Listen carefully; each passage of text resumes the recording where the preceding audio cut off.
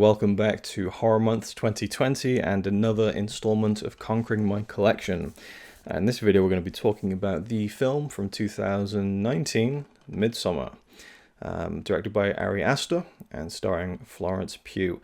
This is the director's cut, so I know people say to me that you don't need to worry about the rules of your series Conquering My Collection, but it started as something where I wanted to watch films in my collection I hadn't seen before.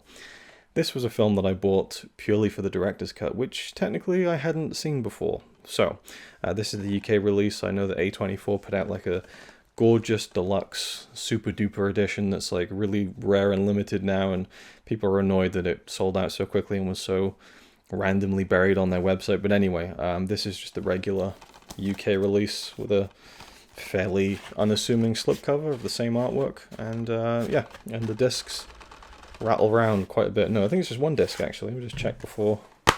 It is two discs, so we have the director's cut on the first disc, and I guess the theatrical cut on the first disc.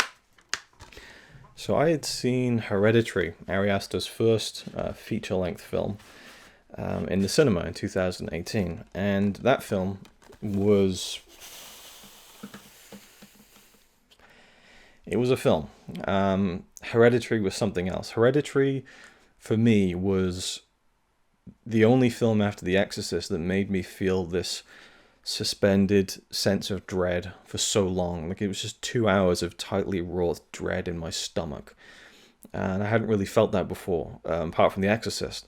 Even though they feel quite different. It was the only thing I could think that was even close to the same ballpark was my feelings watching The Exorcist properly for the first time, which I feel like revisiting maybe this month. I don't know.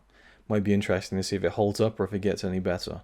But yeah, so the Hereditary for me was just incredible. Didn't know if I wanted to watch it again because it was just so intense and kind of, yeah, just it was an emotional drainer, I think. And I really didn't like the last 5 minutes either. They really put me off the whole film in a way. But I do have it on Blu-ray somewhere, so Hereditary I might revisit at some point too. But anyway, when Midsommar came out, I was like, okay, Florence Pugh, she's a pretty good actress. I'd seen her in a film called The Falling a few years ago, with Maisie Williams from Game of Thrones, and it was a pretty good film, The Falling. I really liked that. And I could see that this actress, this young actress, Florence Pugh, had something of like just that kind of screen presence that you kind of catch when you see an actor, where you can tell this isn't just someone who can act in front of a camera. This is someone who can do a little bit more than that, which seems like a really wanky phrase, but I don't know, there was just something a bit, you know, people just have it, you know, you can't really describe what it is, but some people just have it, and I feel like she definitely does. I think she's one of the best actresses working at the moment and has done a lot of different work in recent years, but Midsommar was one that I was immediately drawn to based on the concept and based on the lead actress and the person directing the film, Ari Aster. So I went to the cinema to see it a year ago, and I was pretty taken aback by it. I wish I'd made a video then because I had a lot of thoughts, and obviously a lot of those thoughts are gone now, but I was very stunned by the film. I thought that it was incredible. I thought her performance in particular was outstanding, and the story was just gripping and really unsettling in a very strange way. Not in a way we haven't seen before, of course, and there are many comparisons to films like The Wicker Man, which I can definitely understand, but it's you know, it's kind of taking that fish out of water story and kind of just implanting some horror veins into it, I think. And so we've seen that kind of thing done before, but this was just, it was a different kind of sinister. And it usually comes from something that's alien to us, right? Which I don't know, I'm not sure how The Wicker Man is seen in like overseas territories. Like, do Americans really get creeped out by The Wicker Man because of the, I don't know, that kind of that Englishness? I don't know whether it's kind of a different world. And in Midsommar, it's this this Scandinavian world, which, you know, to a lot of people is very different. And so it has that edge to it where you're slightly, it's that, I don't know, the fear of the unknown, perhaps, which you might very well call that kind of thing racism, I suppose, if you think about it. But, you know, I don't know, there's just something about not being comfortable in a position that you get put in, say when you go abroad and things are so wildly different. And in this case, with Florence Pugh's character, Danny, she goes to this place where there's this a ceremony, a kind of this festival, I guess you'd call it.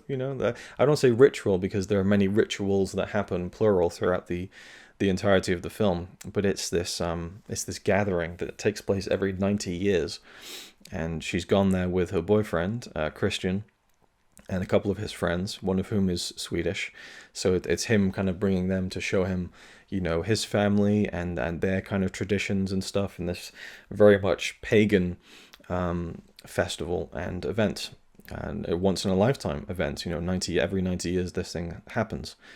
But the scenario in which she ends up going to Sweden is what really makes the film tick, because you could open this film with her going to Sweden, and even everything else that happens, I think you could show it from the moment she gets to Sweden. It would still be a great film.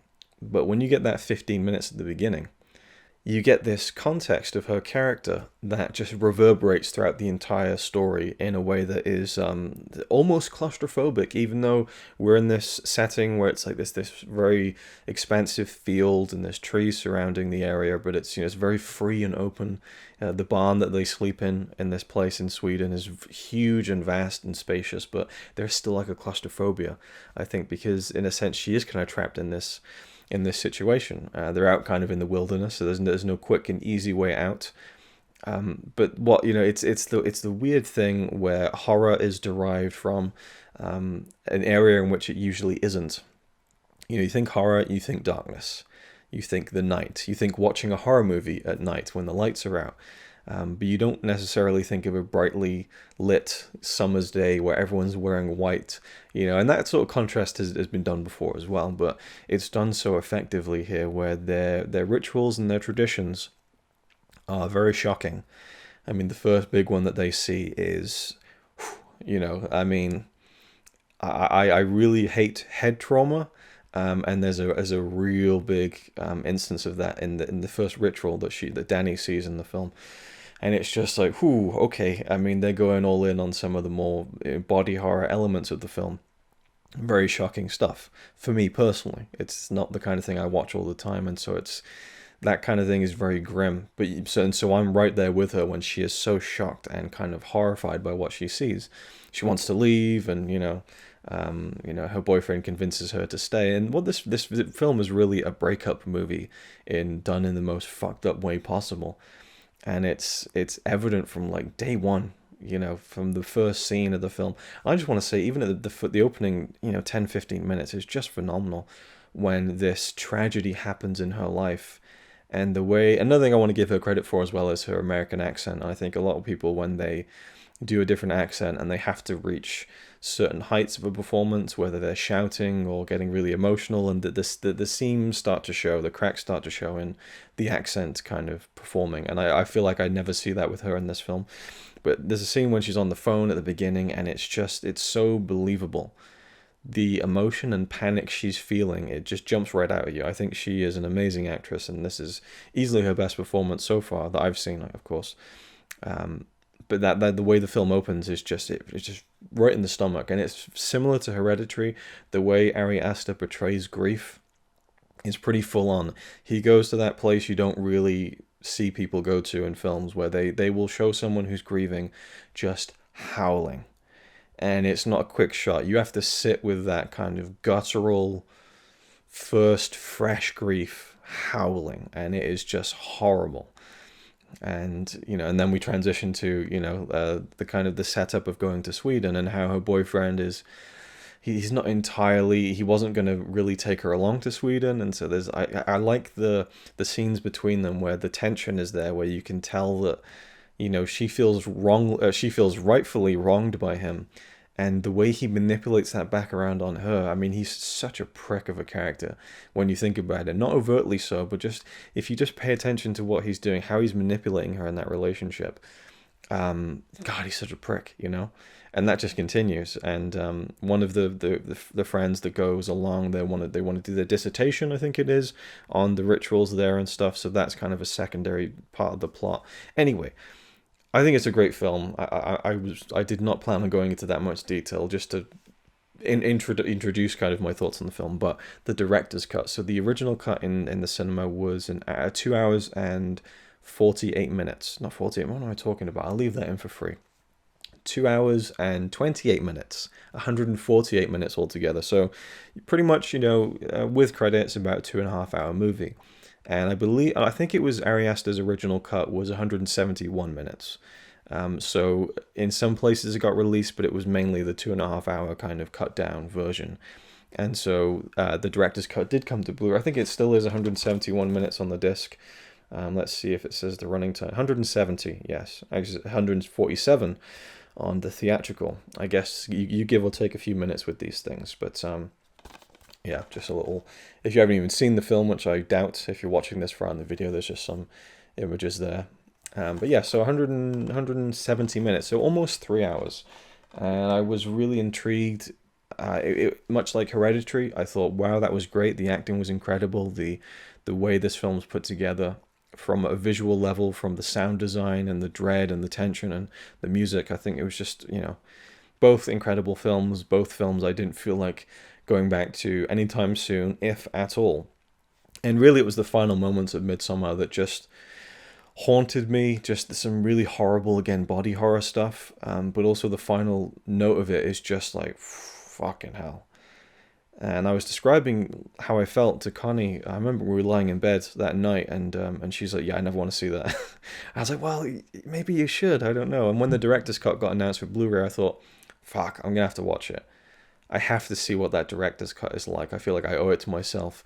So I did buy it when it came out, and we watched it. I made Connie watch it, and she thought it was great. Actually, I was really surprised, and she also was like, "You were making out like this was a lot worse than it actually is." And there might be some people who are watching this who thought the same when I was talking earlier about how the body horror and the head trauma. But I don't know, for me, I'm not sensitive to that stuff, but I'm quite squeamish. Maybe that plays into it.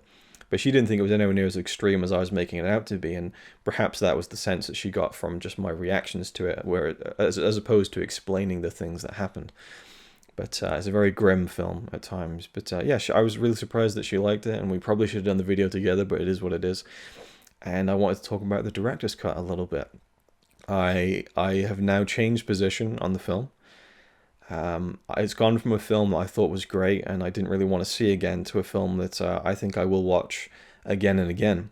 I think that it solidifies everything I thought that was great about the film, and then just took it an extra notch above that, because the director's cut just really adds more meat to the story. There are certain director's cuts where, it's kind of, there isn't too much going on in terms of changing the film or the story. And it seems like in recent years it's been very common, particularly with like mainstream comedies, you'll get like the super duper extended cut and it's just more jokes.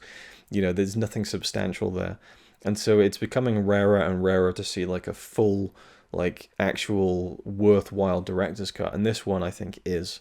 I still think the film works without the scenes that you get, the extra 20 minutes worth of footage that you get in the director's cut. But I also think that the film really benefits from that extra stuff. There's a particular scene between Danny and Christian, which is like, it's right before a fairly pivotal moment in the disintegration of their relationship while they're in Sweden. And this added scene just adds so much more context to that. And it's like a really nicely performed scene between the two actors. And it furthers the wedge between them.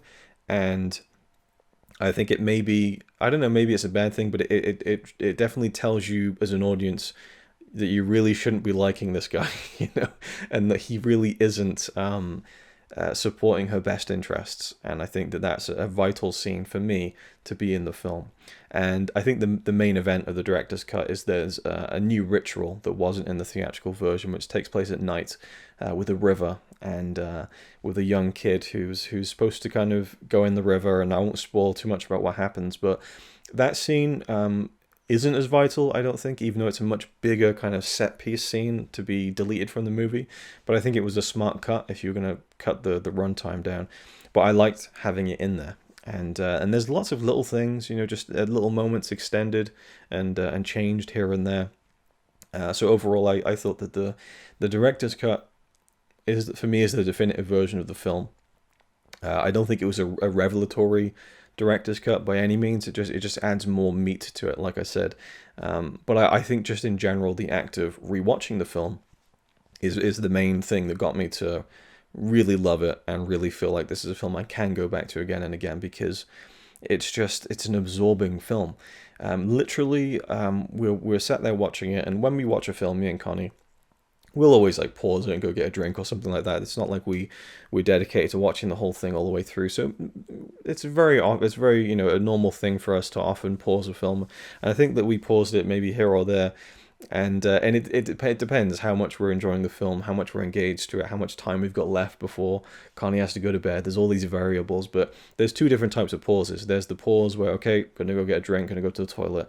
Then there's the pause of, how long's left? Like there's that. And the how long's left pause in Midsommar came about, I think, 1 hour and 53 minutes. And I went, okay, so how long have we got? And I felt like it had been on for about 1 hour and 10 minutes, and it was almost 2 hours. And I thought, fucking hell, this film it creeps up on you. Like, it did not feel like I'd been watching it for almost 2 hours, and it was just breezing by. And even by the end of it, it did not feel like a 3-hour film at all. It's almost like you get wrapped up in that kind of hazy, bright, kind of almost overexposed world as the characters do. It isn't overexposed, but when you see these bright fields and everyone's wearing white, it's like reflected in your face. It's very, and that's the thing I love about the film, is that everyone is acting like it's the sweetest, most normal thing ever, and it's almost like, how can I distrust these beautiful Swedish people? But what they're doing to them is entirely normal, and to us it's very deranged and fucked up. But I could just talk about the film all day. I think I've only just scratched the surface, really, but maybe I can do another video down the line. I'd love to just dissect it even more. Not that I've even dissected it at all here, but just glancing over it, just some of my thoughts on the film and the director's cut. I don't think the director's cut is like, you have to see this changes everything, but if you like the film, or if you're going to experience the film for the first time, watch the director's cut, because it's only another 20 minutes. If you're going to dedicate 2.5 hours, I think you can handle another 20 minutes. But then again, maybe I'm just feeling very after watching the 12-hour live event of the third day on the weekend, I'm feeling very much like looking down on people who think a 2-hour movie is long when I watched a fucking 12-hour thing. But that applies to me too, because I very much will be like, okay, I want to watch a film, 2 hours and 10 minutes, and it's silly. It really is. Anyway, so Midsommar, what more can I really say? Well, a lot, actually, but I want to keep this video not ridiculous in length. I want to keep it under ridiculous in length. So, yeah, what are your thoughts on the film? What do you think? I know that it's quite polarizing. Some people are very much against it. They're just like, nah, it's overrated and all that. That's fine. I just... I don't know, I think he just captures something that I hadn't felt before in a film like this. It was the dread, but it was also almost an allure as well, where it's like, I don't know, you almost want to be there, but you really don't. I don't know, it's weird. And I don't think me living in Norway for 5 years really had much of a...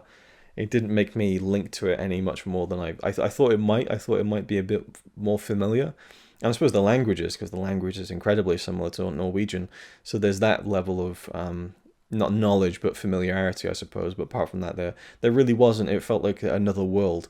And there was something enticing and also repulsive about that. And the final, shot of the film, I think, it's just brilliant. It's very dark, and I appreciate that. It's a film that... it doesn't give you the easy way out at the end, and that's just something that's it stays with you, I think.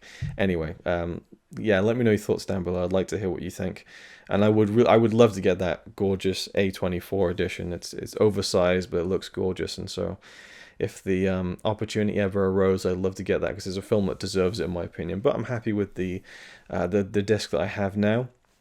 And I would recommend the director's cut, but I would also recommend it as a film anyway if you haven't seen it, which again, if you're watching at this point, you probably have already seen it. But there you go. Thank you for watching. Hope you enjoyed, and I'll see you in the next one. It's alright by me.